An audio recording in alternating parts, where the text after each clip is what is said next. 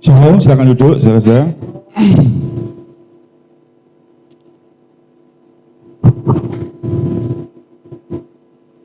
Hari-hari ini kita, beberapa hari, 2-3 hari ini kita dalam momen Paskah, kita akan belajar sesuatu yang sederhana tapi sangat penting.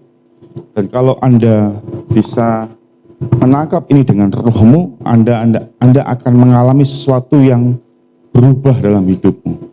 Anda akan mengalami sesuatu yang berbeda. Tujuan hidupmu akan berubah.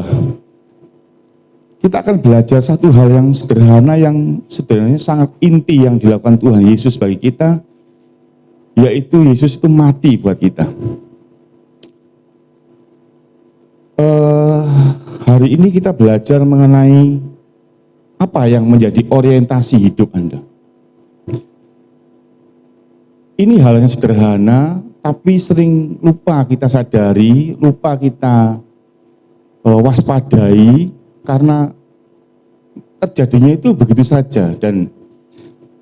Tapi kita mau, sebelum kita melangkah lebih jauh, kita belajar apa sih? Apa itu orientasi? Apa sih orientasi itu? Ini bahasa Indonesia yang sebenarnya baku, tapi mungkin jarang dipakai. Orientasi itu sebenarnya, kalau nanti Anda mau baca lagi, saya sudah share di grup, Anda boleh baca lagi. Apa yang saya omongkan ini dengan apa yang saya sampaikan di grup itu 80% sama, mungkin ada tambahan-tambahan. Apa itu orientasi? Orientasi itu adalah pandangan Anda. Pandangan-pandangan Anda yang menentukan sikap Anda. Saya ulang, orientasi itu sebenarnya gampang. Pandangan Anda tentang sesuatu, tentang apapun dalam hidup ini, yang akhirnya nanti menentukan sikap Anda. Terus pandangan-pandangan itu dari mana, Pak? Pandangan-pandangan itu dari pemikiran-pemikiran Anda, kecenderungan-kecenderungan Anda, yang terbentuk dari apa? Kebiasaan-kebiasaan sehari-hari, dan nilai-nilai yang Anda dapat dari kecil. Contoh yang paling gampang. Kalau Anda ketemu kucing hitam legam, hitam, matanya kuning, melotot, pandangan-pandangan orang secara umum ngomong apa? Bawa sial, mitos. Itu tertanam dari kecil, karena teman Anda ngomong begitu, tetangga Anda ngomong gitu, mungkin orang tua Anda ngomong begitu. Akhirnya Anda pandangan apa? Anda ngomong, kalau ada kucing hitam, hindarono, jangan dilangkai nanti sial. Itu membuat alam bawah sadar kita, membuat pemikiran kita, pandangan kita, menentukan sikap kita, tindakan kita. Akhirnya kita menghindar. Betul? Nah, ini contoh yang gampang sekali. Tapi banyak pandangan-pandangan yang dalam hidup ini yang membuat kita akhirnya bersikap yang menurut saya kurang pas, tidak sesuai dengan firman Tuhan. Apa yang menjadi orientasi kita, itulah yang menentukan sikap kita. Saya ulang. Apa yang jadi orientasi dalam pandangan hidup kita ini, menentukan sikap kita. Apa yang menjadi titik berat kecenderungan kita ini, baik sadar maupun di bawah alam sadar, itu menentukan sikap kita. Saya akan menyampaikan 2 orientasi yang penting yang bisa Anda pilih.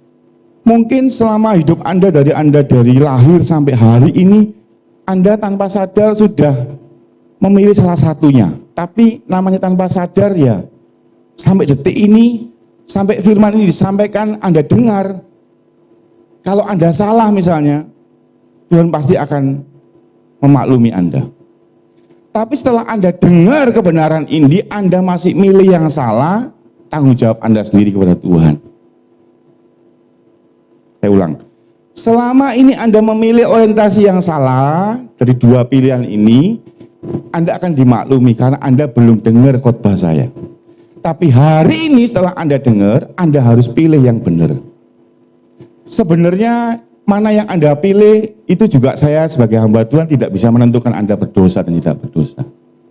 Tapi saya cuma bilang tanggung jawabmu sendiri kepada Tuhan. Sebab saya tidak bisa menghakimi Anda. Semua orang senang diberkati. Siapa yang nggak senang diberkati? Nggak mungkin. Saya pun senang diberkati. Meskipun perintah Tuhan, sebenarnya kita itu pernah Tuhan bilang, kamu kejarlah berkat. Enggak ada. Tuhan selalu bilang apa? Kamu harus memberkati orang. Betul? Semua orang ingin ditoleransi, dimaklumi, dimaafkan. Siapa yang nggak suka dimaafkan? Oh, senang. Semua orang suka diampuni, tapi perintah Tuhan itu apa? Kita harus mengampuni. Siapa yang nggak suka diberkati? Semua suka. Sejak kecil kita ini lebih sering menjumpai hal-hal di sekitar kita yang tanpa sadari, sejak kecil ya. Orang tua kita mungkin juga nggak sadar telah menanamkan itu ke kita, bahwa mendapat atau menerima sesuatu itu adalah hal yang membahagiakan. Siapa yang nggak senang kalau terima lotre, buka bungkus ciki, tiba-tiba Anda dapat sepeda motor, senang pasti. Dari kecil itu tanpa sadari banyak nilai yang kita lihat kejadian, lihat orang tua kita, lihat tetangga kita, lihat teman kita, lihat saudara kita, bahwa ternyata orang yang mendapat sesuatu itu bahagia. Betul, diberkati itu bahagia. Kita melihat banyak situasi yang orang senang saat mendapat hadiah ulang tahun. Dapat hadiah ulang tahun. Senang dapat diskon besar. Aku dapat diskon 70%. Senang saat Anda dihargai. Anda ngasih sesuatu, orangnya terima kasih sampai munduk-munduk, Anda sewenang bahagianya. Saat Anda ngasih saran ke orang itu terima kasih, senang Anda dihargai. Saat Anda nyapu, sapuanmu bersih ya, masakanmu enak ya, senang dihargai. Kita sering melihat contoh dari kecil, dihargai itu senang ya. Diberi itu senang ya, dapat hadiah itu senang. Saat orang itu diterima, datang ke rumahnya tetangga, disambut, kayak teh, kasih kopi, dikasih jajan, seneng, diterima. Beda sampai gini, di pertama, silakan duduk, tinggal masak ya, ditinggal 3 jam. Tamu ini tinggal masak, nggak direken, nggak diterima. Maka kan sedih, maka itu tertanam dalam pikiran alam bawah sadar. Dari kecil kita ngelihat itu, dari kecil kita ngelihat, tanpa sadar, mungkin orang tua kita juga ngasih contoh, tanpa sadar loh ya, saya bilang tanpa sadar, saya tidak menghakimi. Cuman ini hal yang penting yang kadang sering orang lewat. Hal tersebut membuat di dalam alam bawah sadar Anda, akhirnya Anda diajar dari kecil untuk mengejar sesuatu. Ngejar penerimaan orang lain daripada Anda, ngejar barang paling murah tapi paling bagus, betul ya? Ngejar yang pokoknya yang baik-baik, yang kepingin Anda dapat sesuatu. Jadi pola pikir Anda akan dibentuk dari kecil, dari Anda balita, bahwa dikasih itu menyenangkan. Diberi itu menyenangkan. Dihargai itu menyenangkan. Dapat hadiah itu menyenangkan. Ditraktir itu menyenangkan. Dimaafkan itu, itu menyenangkan sekali. Tapi kita tidak pernah belajar dan mungkin kita jarang lihat contoh yang sebaliknya. Pernah Anda dari kecil melihat contoh orang tua Anda memaafkan orang lain itu sewenang? Jarang, pasti jarang. Pernah Anda lihat contoh orang tua Anda dari kecil ngasih orang terus dia sewenang? Jarang. Lebih sering Anda melihat contoh dapat sesuatu, orang tua Anda, keluarga Anda, saudara Anda, tetangga Anda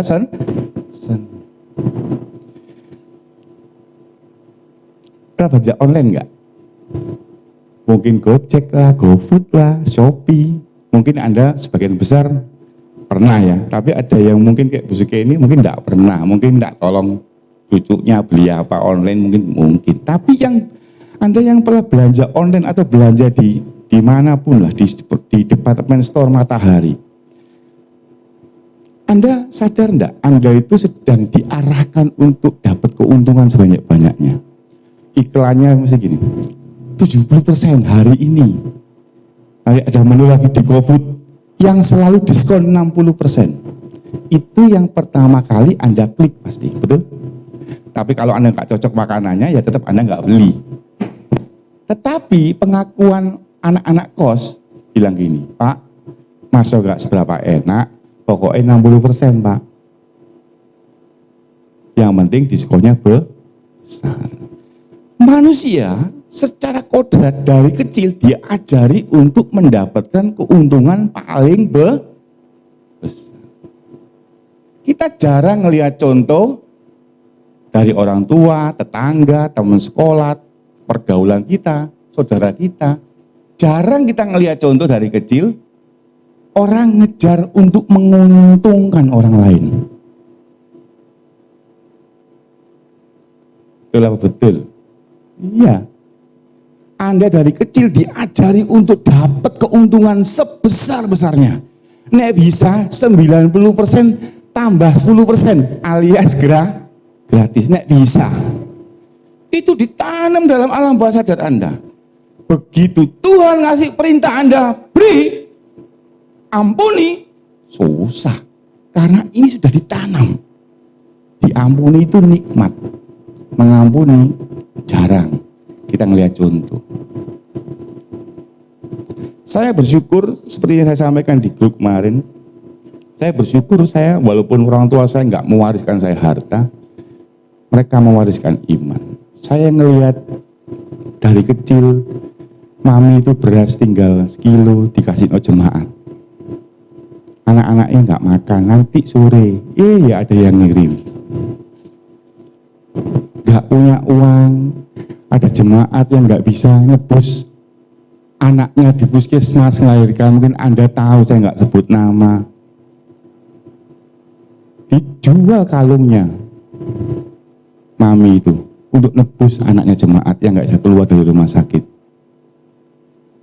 Saya bersyukur saya melihat contoh itu, sehingga orientasi hidup saya tidak cuma dapat sesuatu, tapi saya harus berkorban untuk orang lain.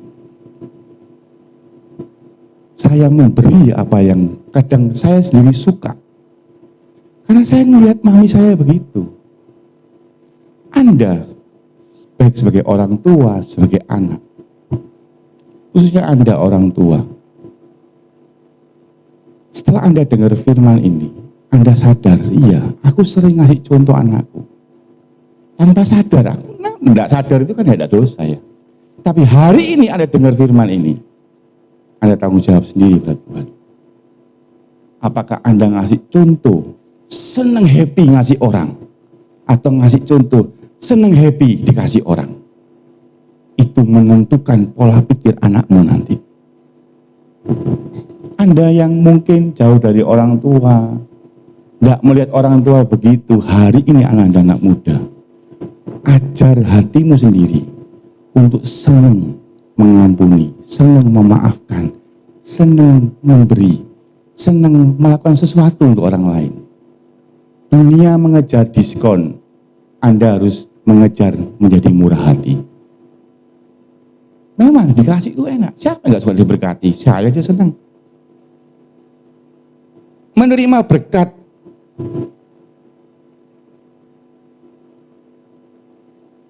yang sebanyak-banyaknya itu tidak dosa.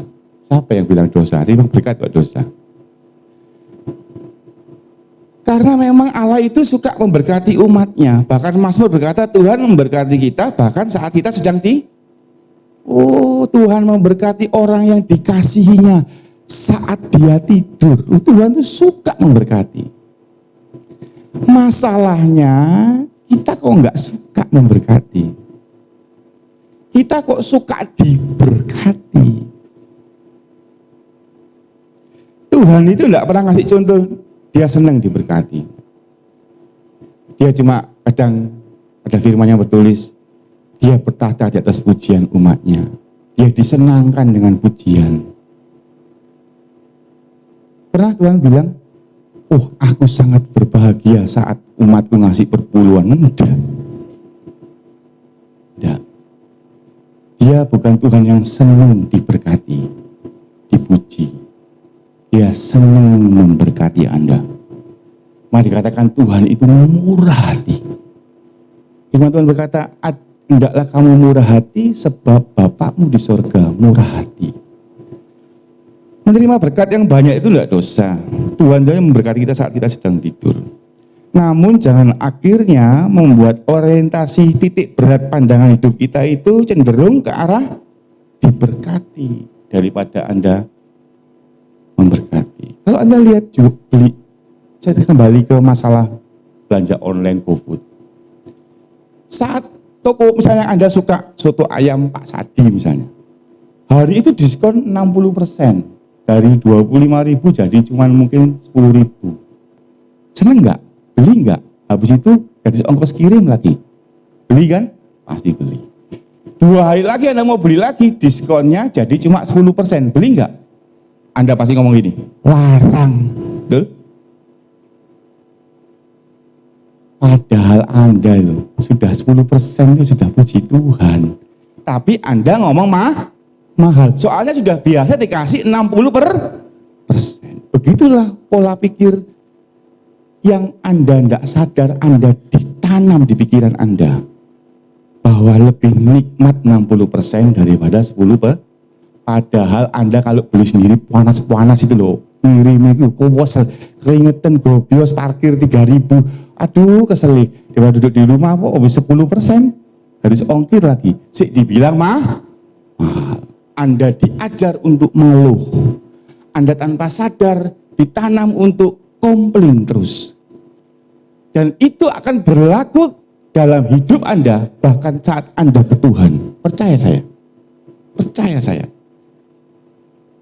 Itu ditanam dalam pikiranmu.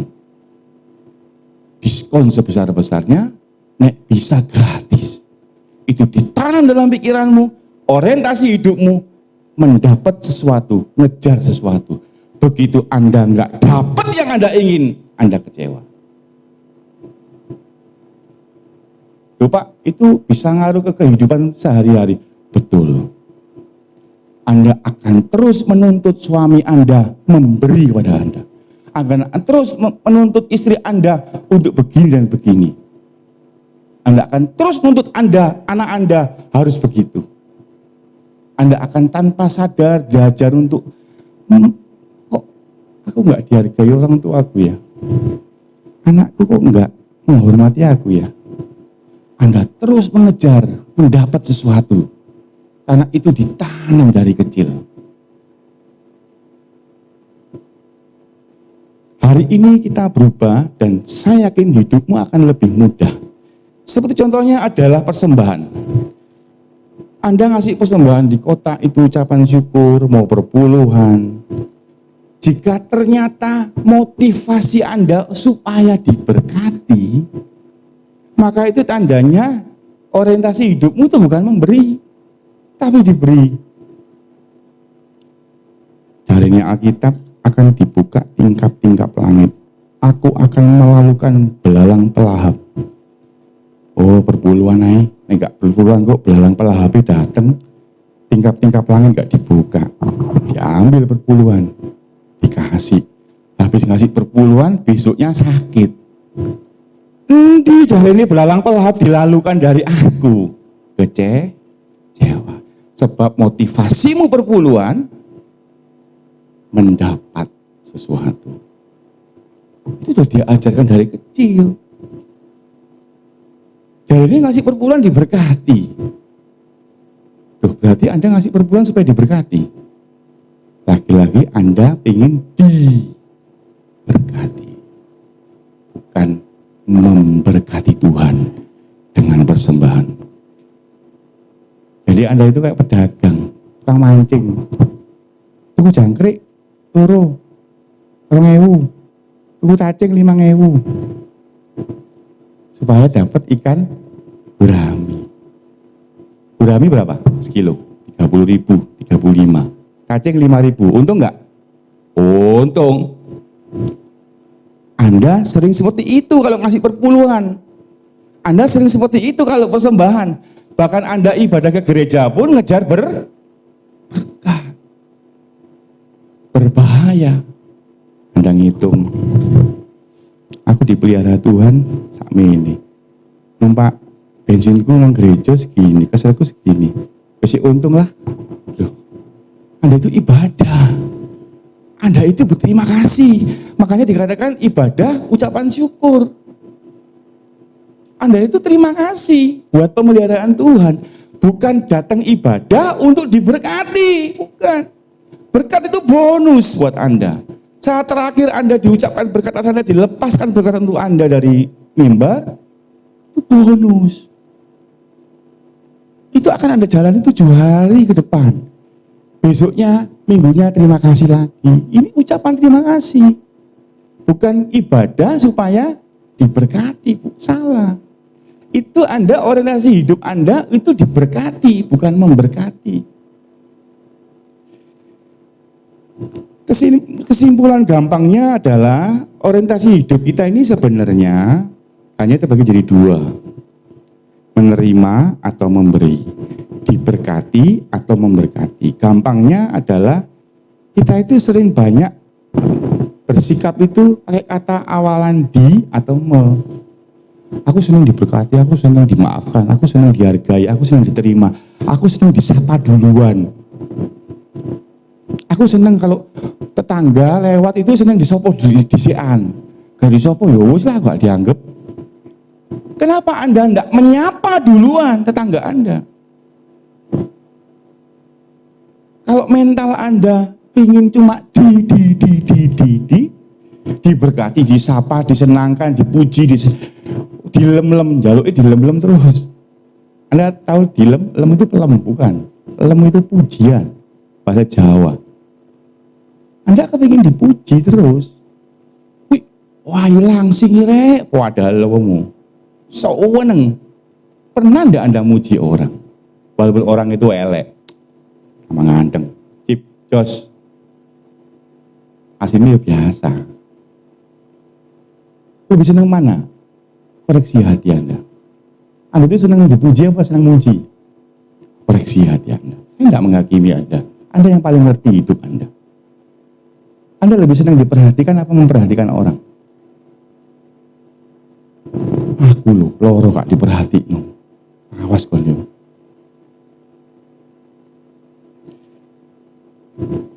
Anda lebih sering nuntut diampuni atau mengampuni, memaklumi atau dimaklumi. Lebih suka disapa duluan atau disapa, lebih suka ditolong atau. Namun tapi semua itu jangan Anda jawab di mulut Anda. Tapi Anda koreksi hati Anda. Saya juga mau koreksi hati saya tidak sempurna, kita belajar sama-sama. Saya juga jatuh bangun, tidak ada orang sempurna. Firman Tuhan jelas ngomong, Tuhan yang bisa menetapkan kaki orang itu berdiri teguh. Karena kasih karunia kemurahannya. Kalau ada orang bisa banyak memberi, jangan sombong, itu kemurahan Tuhan. Cuma masalahnya Anda berusaha Anda. Gitu loh, dalam Tuhan itu begini, Anda berusaha, Anda serahkan sama Tuhan. Itu Tuhan yang menyempurnakan apa yang Anda ingin lakukan. Tapi maksud saya, di hati Anda ini loh, keinginan untuk lebih banyak mau itu ada enggak? Atau Anda lebih banyak hatimu di. Lah begitu Anda ingin yang baik, Tuhan aku mau berubah, mulai hari ini aku banyak memberi, banyak memberkati, banyak nyapa orang, banyak muji orang, banyak ngampuni orang.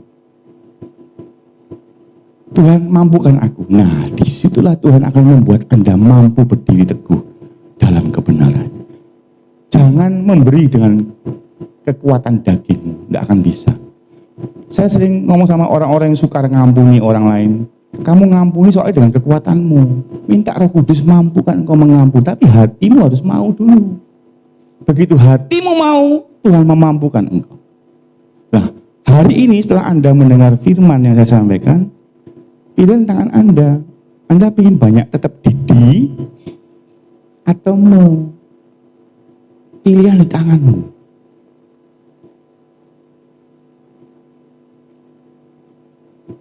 Banyak peristiwa yang diteladan dengan Alkitab banyak. Dalam nanti Anda baca sendiri di Lukas 23 ayat 34 Tuhan ngomong apa? Yesus berkata, "Ya Bapak," ini waktu Yesus disalib ya. ampunilah mereka, Lukas 23 ayat 34. Ya Bapa, ampunilah mereka, sebab mereka tidak tahu apa yang mereka perbuat. Itu apa? Contoh apa? Yesus memaklumi, mereka tidak ngerti. Matius 14 ayat 16. Tetapi ini waktu Yesus diikuti orang banyak, 5.000 orang, mereka tidak bisa makan. Murid-murid ngomong, suruh mereka pulang, suruh makan sendiri di rumah. Tapi Yesus berkata di Matius 14 ayat 16, tetapi Yesus berkata kepada mereka, tidak perlu mereka pergi, kamu harus memberi mereka makan. Ini ayat yang jadi andalan saya sejak saya remaja. Sejak saya kuliah lah lebih tepatnya. Saya hidup baru mulai umur 20-an. Saya kalau punya makan di kampus, makan di kerjaan, tak bagi dua mesti sama teman saya. Apalagi teman-teman saya yang anak kos, perantau, tidak bisa makan, tak bagi dua. Wetengku ya sik luwe, tapi gak apa-apa. Karena Yesus mengasih perintah, beri mereka makan. Buktinya yuk gede gini, mau makan separuh bungkus.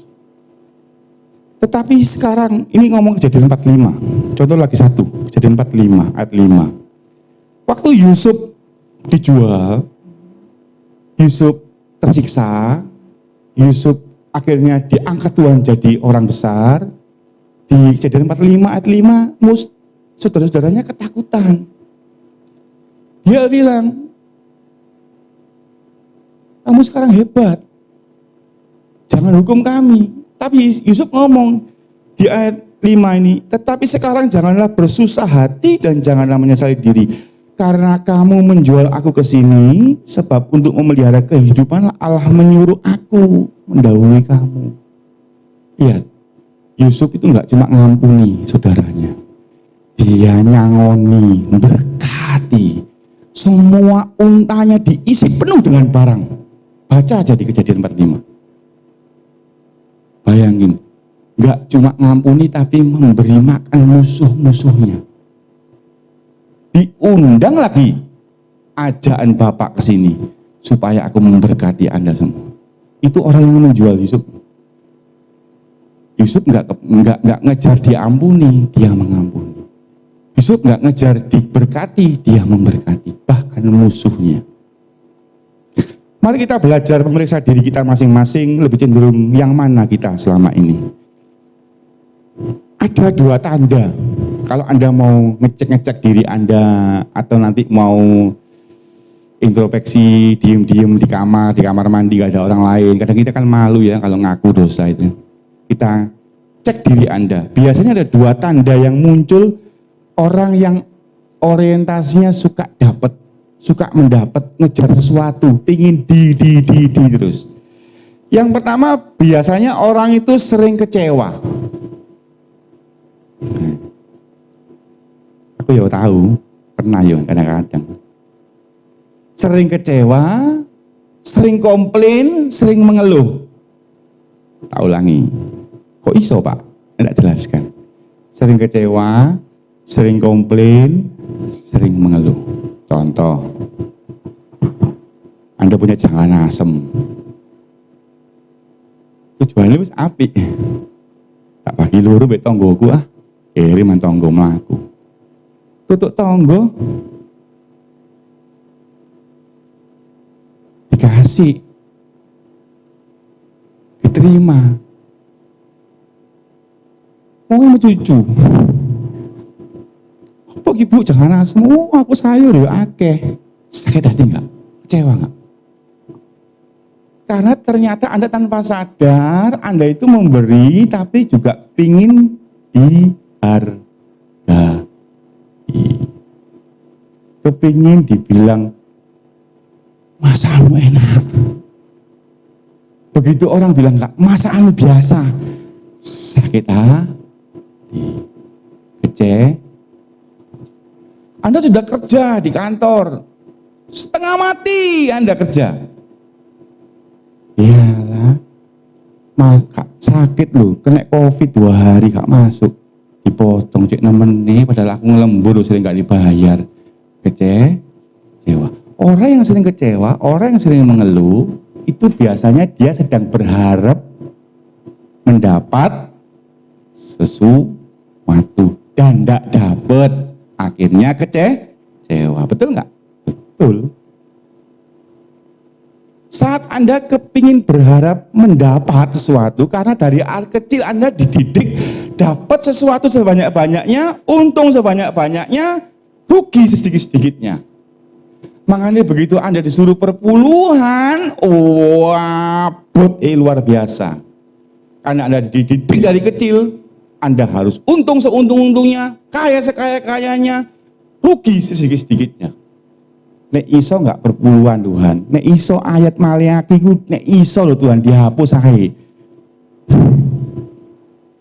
Karena Anda terbiasa dari kecil diajari dapat sesuatu, bukan memberi sesuatu, bukan berkorban sesuatu. Saya yakin hampir banyak dari kita jarang mendapat contoh dari orang tua kita, tetangga kita. Mungkin orang tua kan ngasih contoh yang bagus. Mungkin Anda orang tua yang sudah ngasih bagus. Tapi temennya anakmu, temen mainnya,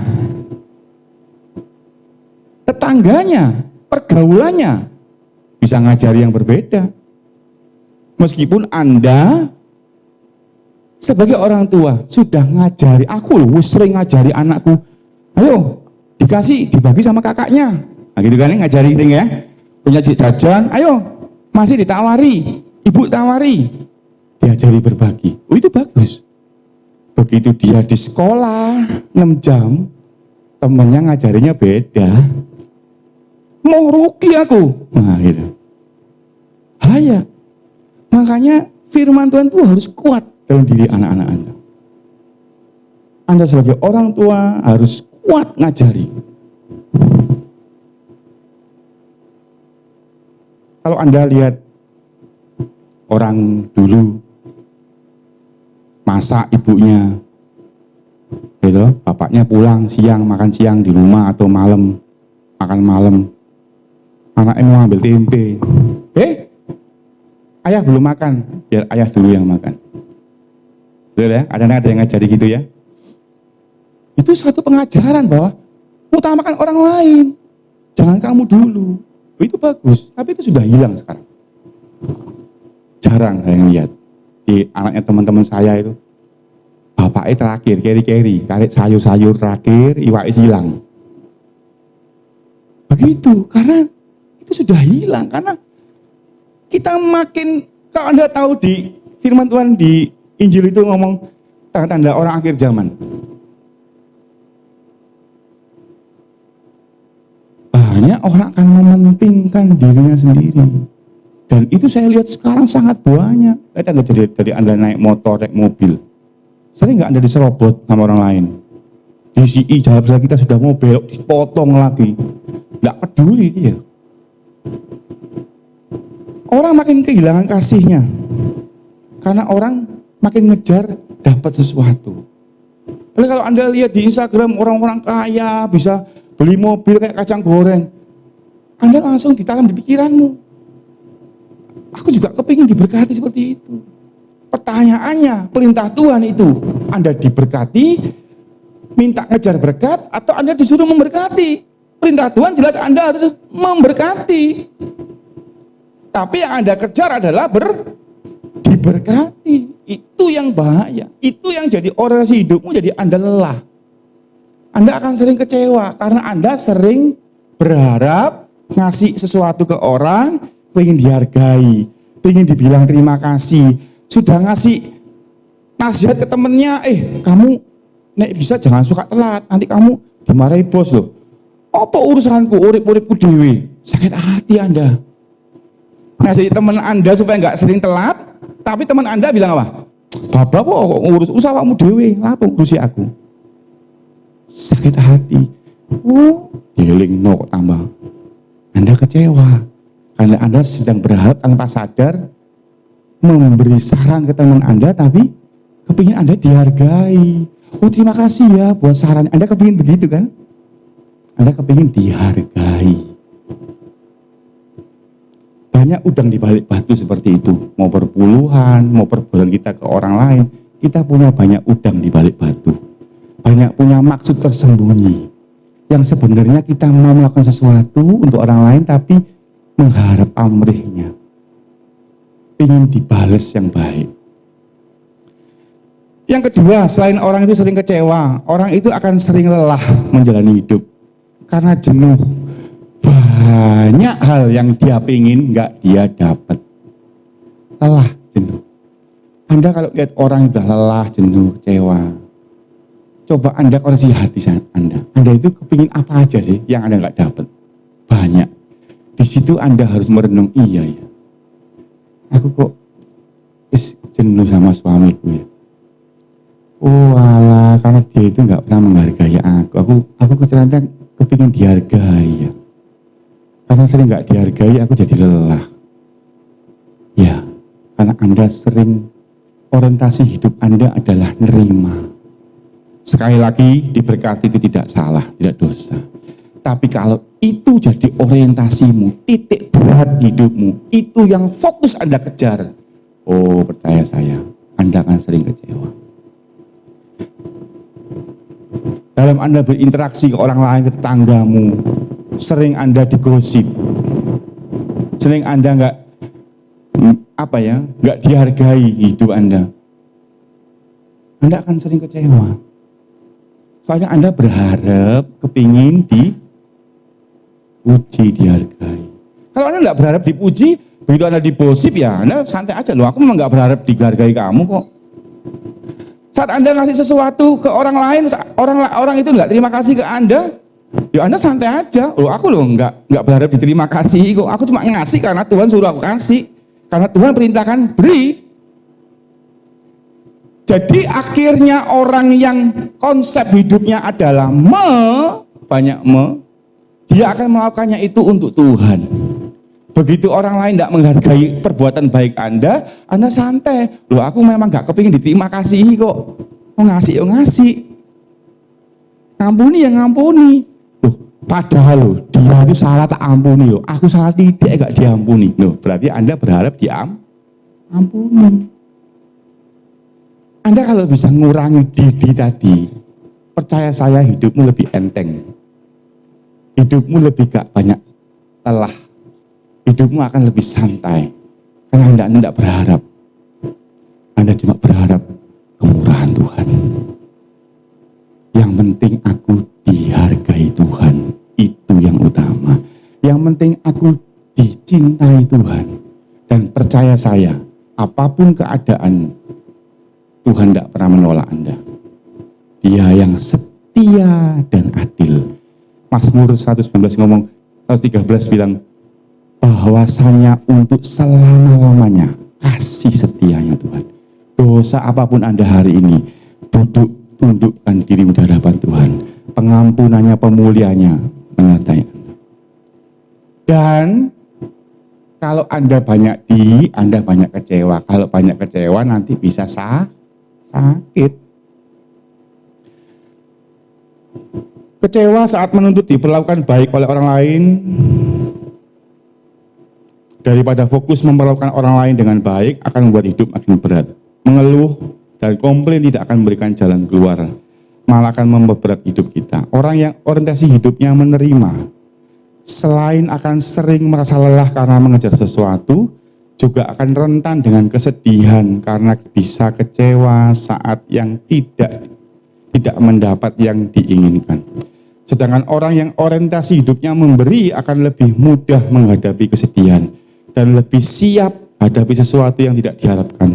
Sebab dirinya akan segera ngomong ke dirinya sendiri bahwa perintah Tuhan itu mengasihi, bukan dikasihi. Memberi makan musuhnya, bukan diberi makan. Mengampuni, bukan diampuni. Mendoakan, bukan didoakan. Sehingga orang itu bisa ngomong ke dirinya bahwa nggak usah kecewa. Karena memang Tuhan tidak pernah memerintahkan engkau didoakan atau diampuni. Engkau yang harus mendoakan, engkau yang harus mengampuni. Utamakan orang lain, itu lebih penting karena firman Tuhan. Arahkan pikiran kita untuk berpikir apa bisa saya lakukan untuk orang lain, bukan apa yang seharusnya orang lain lakukan pada saya. Setiap saat ingatkan kepikiran Anda, aku bisa melakukan apa ya untuk istriku? Aku bisa melakukan apa untuk suamiku? Aku bisa melakukan apa untuk orang tuaku? Aku bisa melakukan apa untuk anakku? Bukan malah sebaliknya. Anakku ini bisa nggak aku apa ya? Orang tuaku bisa ngasih aku apa ya? Suamiku bisa melakukan aku gimana ya? Anda kan lelah, Anda nunggu terus soalnya. Anda berharap terus, akhirnya kecewa. Tanpa sadar Anda bahkan kadang bisa menyalahi firman Tuhan. Mengandalkan manusia. Tuhan bilang jelas, terkutuklah orang yang mengandalkan manusia. Karena Anda nunggui orang lain berbuat baik pada Anda. Kapan ya orang ini gini? Kapan ya orang ini gini? Kenapa Anda tidak mikir, aku bisa ngelakuin apa buat orang itu? Kalau Anda mikirmu tiap saat itu banyak mikir, aku bisa ngasih apa ya? Aku bisa berbuat apa ya? Bisa nolong apa ya? Bisa menghibur apa ya? Bisa bantu apa ya ke orang itu ya? Kalau Anda mikirnya mau terus, oh hidupmu pasti lebih enteng. Dan pasti, walaupun Anda tidak nyari pun pasti, Tuhan akan berkati Anda. Pasti itu. Waspadailah karena mungkin kelelahan jiwa Anda saat ini, kesusahan hati Anda selama ini, mungkin disebabkan karena orientasi hidupmu salah.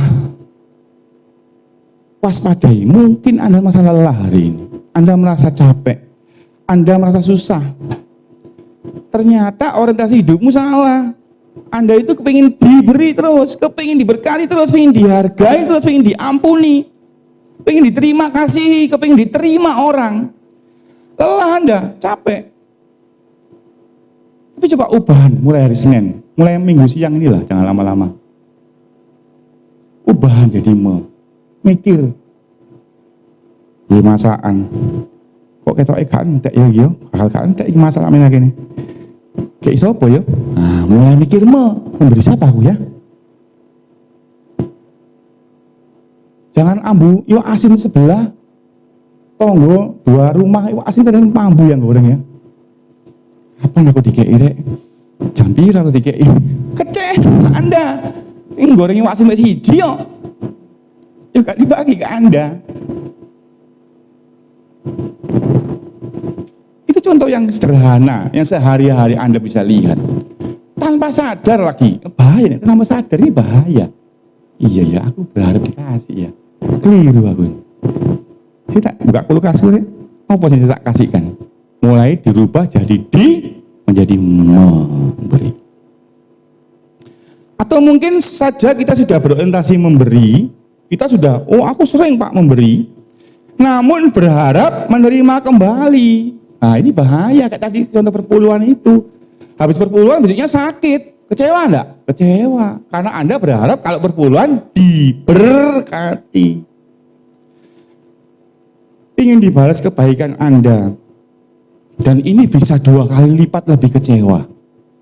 Karena yang pertama, dia tidak melakukan apa-apa, tapi berharap dikasih, berharap diberi keuntungan, berharap diberkati, berharap disapa duluan, berharap dikasihi, diampuni. Itu yang pertama. Begitu nggak dapat kecewa, tapi nggak nemen, nggak parah. Yang kedua yang parah, dia merasa sudah nyapa, halo Bu, melengos. Sakitnya 2 kali nggak? 2 kali. Aku sudah nyapa, nggak direken, nggak digubris. Anda memberi sesuatu ke orang, lalu, Bu, ya, gak bilang terima kasih. Oh, apa sih? Gak jadi wong turun dong mungkin. Kecewanya 2 kali lipat. Bahaya, waspadai. Jangan-jangan Anda sudah banyak tapi kamu ternyata Anda punya maksud kepingin juga dibales. Ini akan 2 kali lipat lebih kecewa. Kita buka satu firman Tuhan. Nggak afdol kalau nggak ada firman Tuhan ya. Kita baca Lukas 6 ayat 38. Kita baca sama-sama. Lukas 6 ayat 38. Kita baca sama-sama ya, yang enggak bawa kita bisa baca di depan. 1, sudah? Lukas 6 ayat 38. Saya cepat soalnya sudah tak tandai. Lukas 6 ayat 38. Beginilah firman Tuhan. Kita baca 1, 2, 3 bersama-sama. 1, 2, 3. Berilah dan kamu akan diberi suatu takaran yang baik, yang dipadatkan, yang digoncangkan, dan yang tumpah keluar dan akan dicurahkan ke dalam ribaanmu. Sebab ukuran yang kamu pakai untuk mengukur akan diukurkan kepadamu. Kalau Anda memberi dengan takaran ukuran yang salah, tadi saya bilang, punya mental mancing ikan, beli ikan 5.000 dapat gurame 30 lah untungnya. Kalau Anda punya mental seperti itu, Anda akan kecewa. Karena ukuran Anda, takaran Anda salah. Kalau Anda baca di sebelumnya Lukas ayat 6, 27 sampai 36 itu Anda akan banyak ngomong tentang, diajari Tuhan tentang memberi. Kalau Anda berbuat baik kepada orang yang baik, apakah jasamu? Intinya itu.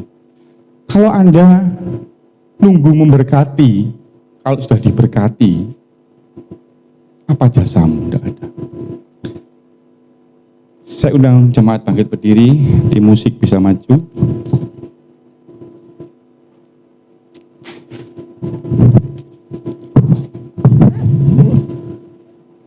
Hari ini Anda sudah mendengar kebenaran firman Tuhan.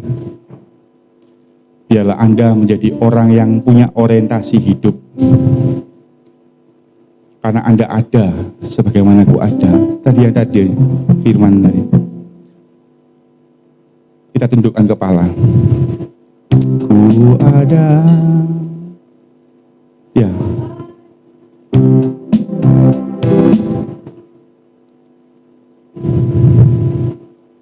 Ambil ada sih.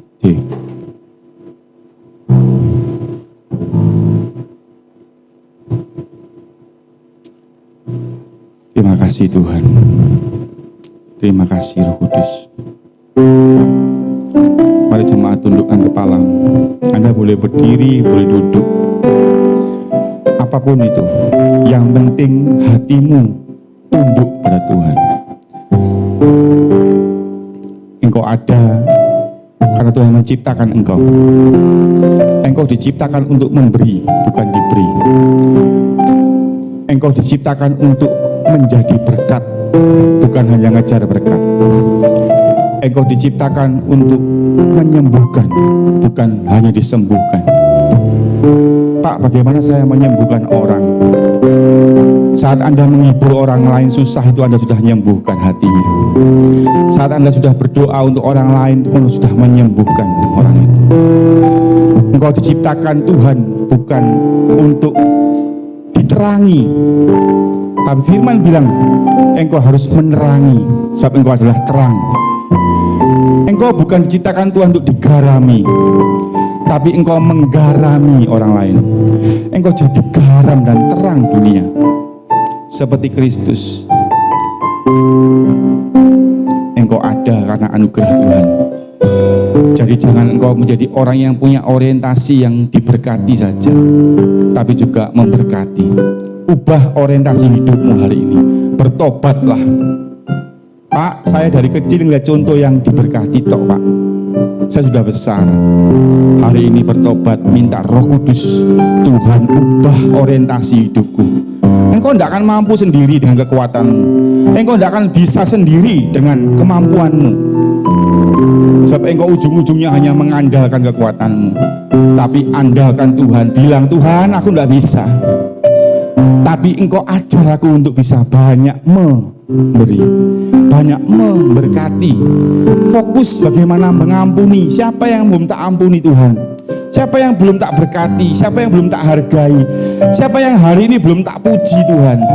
Supaya aku sering muji orang, bukan hanya ngejar dipuji orang. Menghargai orang, bukan hanya kejar dihargai orang. Anda bisa dapat berkat banyak, boleh, itu tidak dosa. Tapi kalau itu jadi fokus hidupmu akhirnya, engkau sudah tidak sesuai dengan firman Tuhan.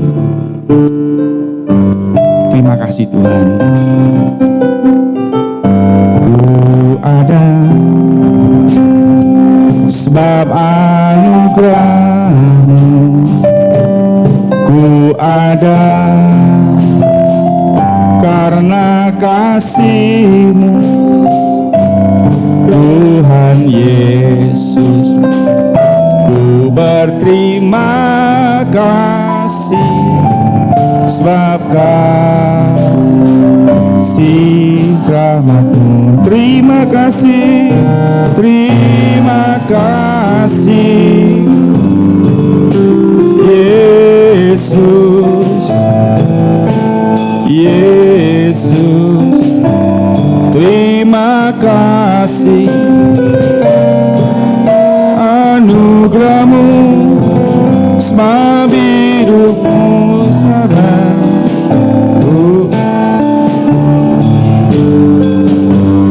Selamanya terima kasih Yesus, Yesus. Kasih anugerah-Mu, sebab hidupku sekarang.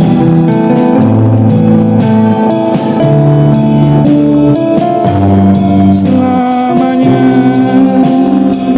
ku mau memuji-Mu, selamanya. Tuhan, kami sudah menerima banyak anugerah-Mu sehingga kami ada hari ini. Tuhan, kami mau tidak hanya terima anugerah, tapi kami jadi anugerah buat orang lain. Kami jadi anugerah buat orang sekeliling kami. Kami dirubah mental kami, orientasi kami tidak hanya menunggu berkat, tapi kami menjadi berkat. Kami tidak hanya diberi, tapi kami sekarang mau ubah fokus kami, memberi setiap saat. Memberi tidak hanya emas dan perak, memberi tidak hanya barang, tapi kami bisa memberi perhatian kami, memberi doa kami, memberi waktu kami untuk orang lain, memberi sikap penghargaan kami ke orang lain. Banyak hal yang bisa kami beri Tuhan selain uang dan barang. Kami bisa memberi banyak hal Tuhan. Ajar kami Tuhan untuk lebih banyak memberi daripada kami menerima. Supaya kami menggenapi firman-Mu. Kami jadi garam, bukan digarami. Kami jadi terang, bukan diterangi saja. Terima kasih Tuhan. Kami terima firman-Mu. Kami meteraikan firman-Mu dengan darah Yesus. Biar darah Yesus meteraikan dalam setiap hati roh jiwa kami. Supaya pikiran kami diubah seperti pikiran Kristus. Kami melihat Kristus selama 33 tahun setengah. Hidupnya itu tidak mengejar diberkati. Dia itu selalu menyembuhkan, selalu memberkati, selalu menghibur. Dia menguatkan perempuan Samaria. Dia menyembuhkan orang lumpuh. Dia memberi makan 5.000 orang. Dia selalu Tuhan.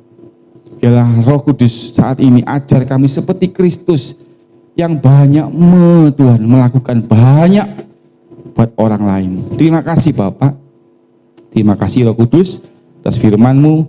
Di dalam nama Yesus aku tutup firman ini dengan kasih setia Tuhan dan anugerah Tuhan. Haleluya.